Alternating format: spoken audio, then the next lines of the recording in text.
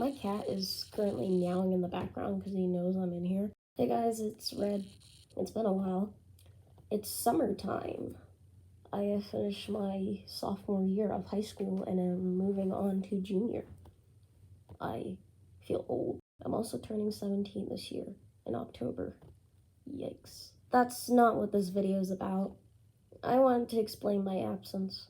I've seen a lot of YouTubers do this and I always found it strange.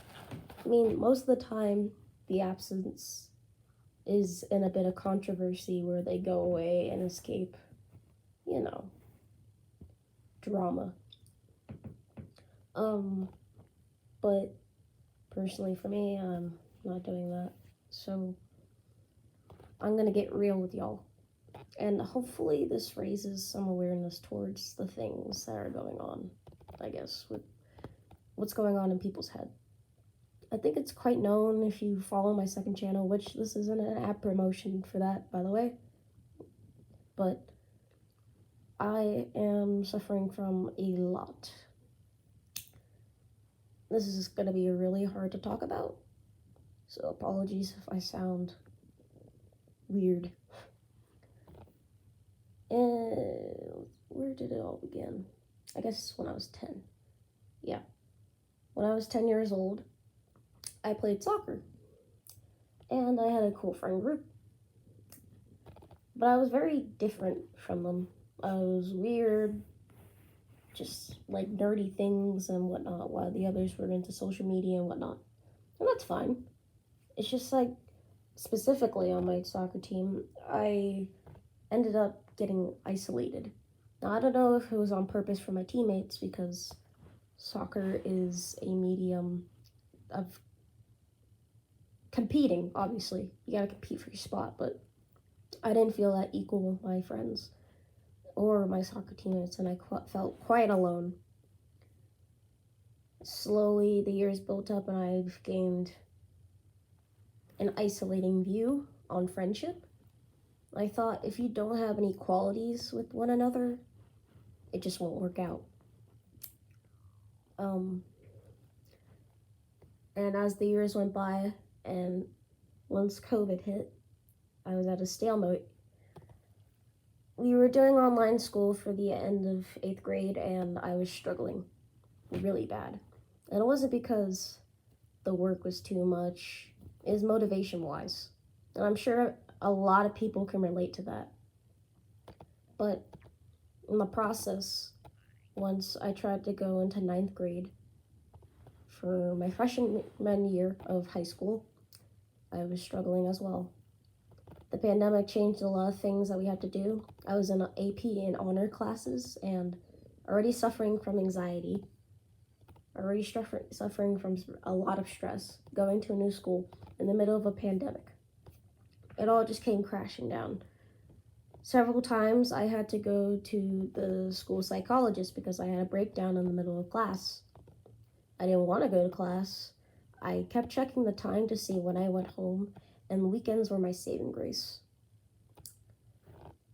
Eventually, it all broke down when I was having a panic attack in my French class. I went to the school psychologist and I was sent to my third, which was my AP geography. The teacher was already handing out papers and everyone was getting to work, and I didn't know what the heck was going on. And that's when I broke down. Like, really, really broke down. I asked to be excused outside, and I called my mom in a panic. I asked her to pick me up, but she's a teacher, so she couldn't. She said either go back into the classroom or go back to the school psychologist. I did the latter. I went back to the school psychologist. You know, I never knew what latter meant, by the way. So if I messed that up, apologies. But after that day, I didn't go back to school.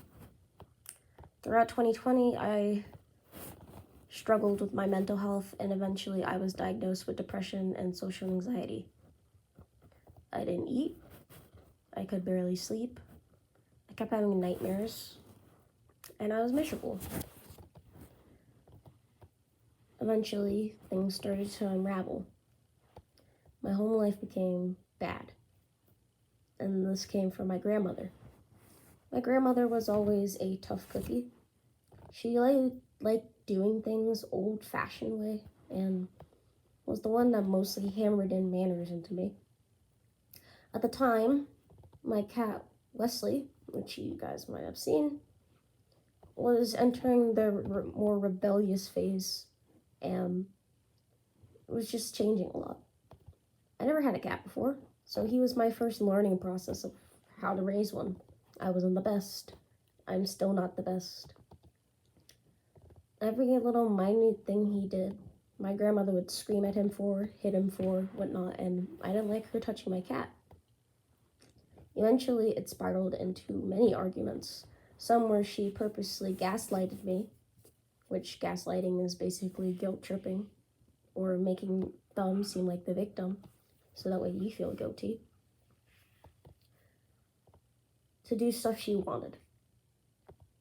The first incident involved me going into her room to say good morning. I had Wesley in my arms. She told me I needed to eat, and I said later. She kept yelling at me to eat, and eventually, to avoid another argument, I walked away.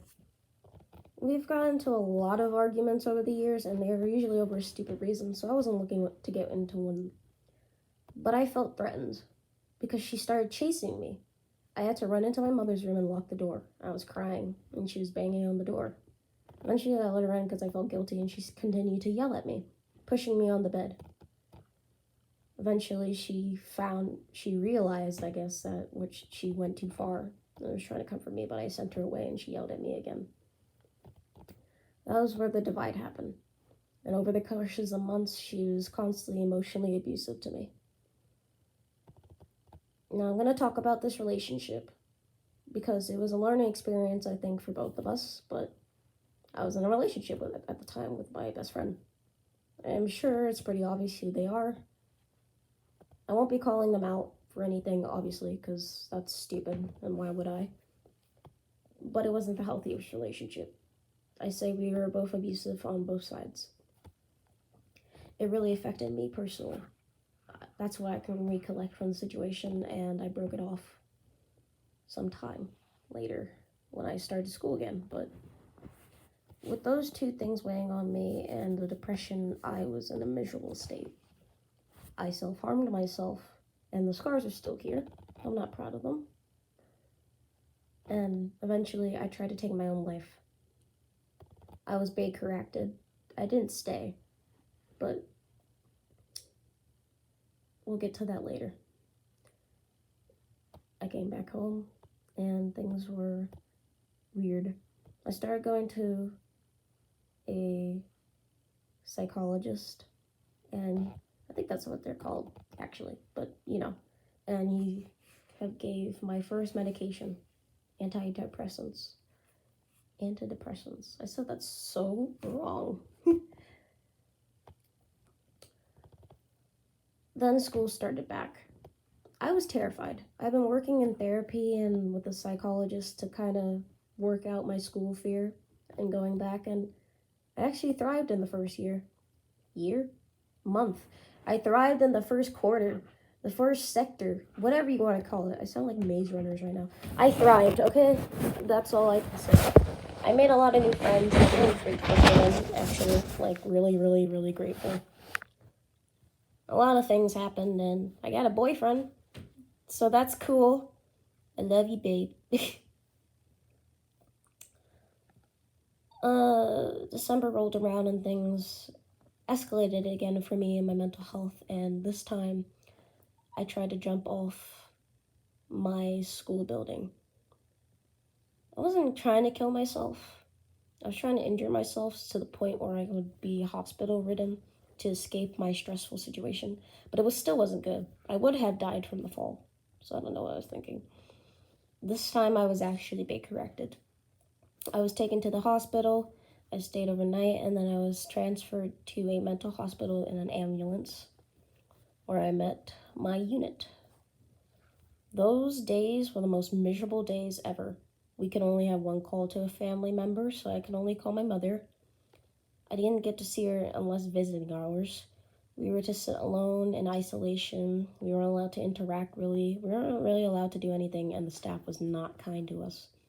I want to make a separate video about the stigma behind mental hospitals because, seriously, Something is wrong with them. I am still passionate about this, that the way they treated these mentally ill kids, and excluding me because I didn't care about myself in that place. I'm talking about the people who have anger issues, the people that can't control their issues, the people that are young. They treated them like dirt. They scolded them when they got mad, and they just didn't help them. You can't yell at, I don't know, an autistic person. You can't yell at a person who has issues like that because you're just making it worse. A lot of the kids there told me that as soon as they got out, they were going to kill themselves. A lot of the kids came from really broken homes and they ran away, and their parents put them in there. This place was not helping kids at all. It certainly wasn't helping me. I remember one time I was crying. It was like the third day.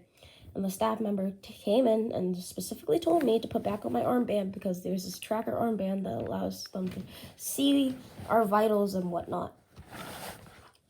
I was sobbing and I tried to hug her. I wanted some comfort and she told me she couldn't hug me and left. You know who comforted me? My autistic roommate was more nicer. They constantly shamed her, constantly yelled at her, and she was very ill. The closest friend, quote unquote, that I had in that place was this gender fluid person. We're gonna call them Belle. Belle was a troubled soul. They were obviously very depressed and came from a very bad home. They would joke about hurting themselves many times, and eventually, the day I left, I recall they had to stay an extra day because they banged their neck against the sink. There was blood everywhere. I wasn't their roommate, but I got to see it, and it was traumatic. They played it off, but when I got out, I still remember them. I remembered all of them. All their issues and all their faults and what happened and how the staff treated us. I remember every single second of it, and it disgusts me. It disgusts me how the stigma behind a mental hospital is that you're supposed to go there to get treated, to get help for your mental issues, and yet they treat us like dirt. It's like a jailhouse, I told everyone. People, when I was sent off, said they hoped it helped me. When I came back and told me they didn't, they were surprised, and I realized how little is known about the place. It's stupid, man. It's really stupid. And it's not even outside people's fault. Mental hospitals are basically a containment place, a timeout for these kids. It's not helping anyone. It's not helping these kids. I don't even know if Bella's alive, dude. They told me they were going to kill themselves as soon as they got out. And I'm not allowed to say anything. We're not allowed to talk about our issues to one another, nor make friends, nor nothing. Because if we do, we stay in there longer. It isn't because we're sick. It's because we disobeyed the rules and they punish us by keeping us an extra day. We're already homesick. We're already crying for our parents, and they barely let us see them in the first place. And they threatened us with that. This autistic girl that they kept yelling at was crying to me one day. I'm going to call her Haley. She had to stay another 4 weeks because she misbehaved. She has bad autism and bad anger issues and was put in there already for 6 weeks. I only stayed there for 5 days, but I was going insane. I felt so isolated, so trapped, and I felt so homesick, and I just wanted to see my mother and my boyfriend and my friends, and I couldn't see any of them. My mom only came on the last 2 days because they allowed her and some other parents to come for visiting hours, but it was awful, man. It was truly, truly awful. Enough about the mental hospital. I can go on and on and on about the way they treated us there, but there's no point. That's not the moral of the story. When I got out, I didn't feel any better. I was now known at school as the suicidal kid. People told me to jump off that day, actually. They recorded me, too. I guess you can say I'm a celebrity. Hey, that's not funny. But when I came back, while I was still struggling, I pushed myself to get better. Of course, the scars of that day aren't gone. I had many mental breakdowns and many hardships throughout the months, but I've graduated. I finished my 10th year of high school. I'm still here. If you told 10-year-old me that I would have a future where I would be able to get through a year of school when in the previous year I couldn't even get through the first 2 weeks. I wouldn't have believed you. I'm proud of myself that I did it. And I'm not usually proud of myself at all. In fact, I don't like myself very much. A lot of people tell me that I'm an inspiration and that I'm a very kind person, but deep down, I don't feel any sort of way of that. I can't take compliments because I feel like they're untrue. My self-esteem outtalks that. But I can genuinely say that I am proud of myself and that I finished 10th grade. And even though my senior friends and others are leaving, I made it to summer. And I'm gonna graduate high school. And I just hope that the people I love will be beside me no matter what happens. So I guess you can say it's worth it.